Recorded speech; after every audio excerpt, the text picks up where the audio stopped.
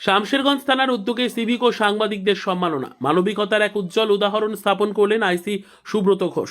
মুর্শিদাবাদের শামশেরগঞ্জ থানার উদ্যোগে বৃহস্পতিবার অনুষ্ঠিত হলো এক অনন্য সম্মাননা অনুষ্ঠান, যা একদিকে যেমন সমাজের সেবকদের প্রতি শ্রদ্ধা জানালো, তেমনি থানার মানবিক মুখকেও আরও উজ্জ্বল করে তুলল। আজকের এই অনুষ্ঠানে থানার পক্ষ থেকে শ্রেষ্ঠ সিভিক ভলেন্টিয়ারদের হাতে বেস্ট সিভিক অ্যাওয়ার্ড তুলে দেন স্বয়ং থানার আইসি সুব্রত ঘোষ। নিষ্ঠা, পরিশ্রম ও দায়িত্ববোধের সঙ্গে কাজ করে যারা থানার গর্ব হয়ে উঠেছেন তাদের মধ্যে থেকে সম্মানিত হন মোহাম্মদ নাজিবুল হক, জাকির হোসেন, মনোজ প্রামাণিক, সঞ্জয় মণ্ডল। তাদের হাতে আইসি সুব্রত ঘোষ নিজে সম্মাননাপত্র, একটি স্মারক মেমেন্টো, একটি ট্রলি ব্যাগ এবং একটি গাছের চারা তুলে দেন। এই গাছের চারা যেন প্রতীক হয়ে থাকে তাদের সৎকর্ম ও সমাজের প্রতি সবুজ শুভেচ্ছার।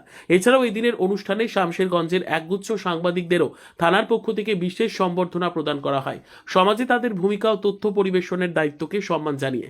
অনুষ্ঠানটি অনুষ্ঠিত হয় শামশেরগঞ্জ থানার পাড়া কালী মন্দির বড়তরফ ময়দান প্রাঙ্গণে, যেখানে চলছে 3 দিনব্যাপী সাংস্কৃতিক অনুষ্ঠান। বৃহস্পতিবার ছিল এই উৎসবের দ্বিতীয় দিন, আর পুরো এলাকা জুড়ে ছিল আনন্দ ও উচ্ছ্বাসের আমেজ।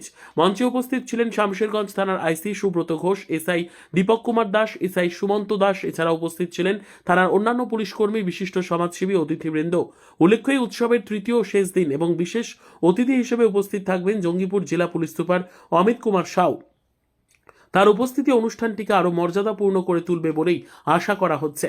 এদিনের অনুষ্ঠান শামশেরগঞ্জ থানার ইতিহাসে এক স্মরণীয় অধ্যায় হয়ে থাকবে, যেখানে কর্তব্য, সম্মান ও সমাজসেবার মেলবন্ধনে ফুটে উঠেছে মানবিকতার এক উজ্জ্বল প্রতিচ্ছবি।